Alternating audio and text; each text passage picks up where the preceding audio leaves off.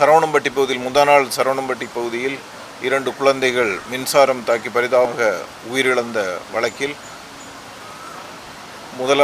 முதல் தகவல் அறிக்கை 174 சிஆர்பிசி, அதாவது அன்நேச்சுரல் டெத் என்ற சட்டப்பிரிவில் வழக்கு பதிவு செய்யப்பட்டு முதற்கட்ட புலன் விசாரணைக்கு பின்பு அது 304A, அதாவது விபத்து, அதாவது நெக்லிஜென்ஸால் நடந்த விபத்து என்கின்ற அடிப்படையில் சரியாக பராமரிக்கப்படாத அந்த மின் இணைப்பு, அதாவது அந்த குடியிருப்பு பகுதியில் உள்ள பொது இடங்களில் விளக்கு எரிவதற்காக மண்ணுக்கு கீழே அந்த எலக்ட்ரிசிட்டி லைன் சரியாக ஒரு பாதுகாப்பு நடவடிக்கைகள் இல்லாமல் அந்த ஒயர் புதைக்கப்பட்டிருந்ததால் அதிலிருந்து மின்கசிவு ஏற்பட்டு விளையாடி கொண்டிருந்த குழந்தைகள் இறந்துள்ளார்கள். அதனால் சட்டப்பிரிவு மாற்றம் செய்யப்பட்டுள்ளது.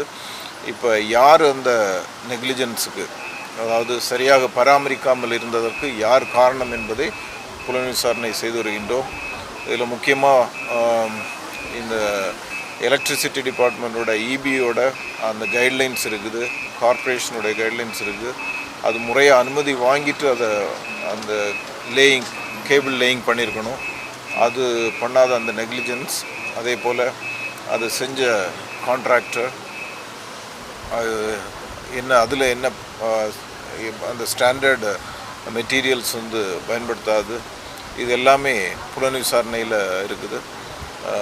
புலன் விசாரணை கூடிய விரைவில் முடிவு செய்யப்பட்டு அதில் யார் சரியான பராமரிப்புக்கு காரணம், பராமரிப்பு இல்லாத காரணம் என்பது தெரிந்து அவர்கள் மீது குற்ற நடவடிக்கை எடுக்கப்படும். சார், ஏற்கனவே அங்கே இருக்க எலக்ட்ரிஷியன் அங்கே இருக்க தலைவர் ஏஎல் கிருஷ்ணன் நாராயணன்கிட்ட இது போல் ஒயர்லாம் டேமேஜ் இருக்கும்போது 4 மாதத்துக்கு முன்னாடி கம்ப்ளைண்ட் கொடுத்ததாக அந்த பகுதி பொதுமக்களுக்கு சொல்கிறாங்க.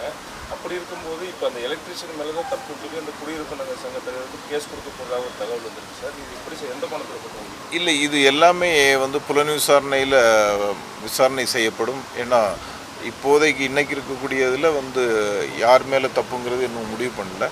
எல்லா தகவல்களையும் சேகரித்து கண்டிப்பாக ஒரு சில நாட்களில் யார் மேலே தப்புங்கிறத முடிவு செய்யும்.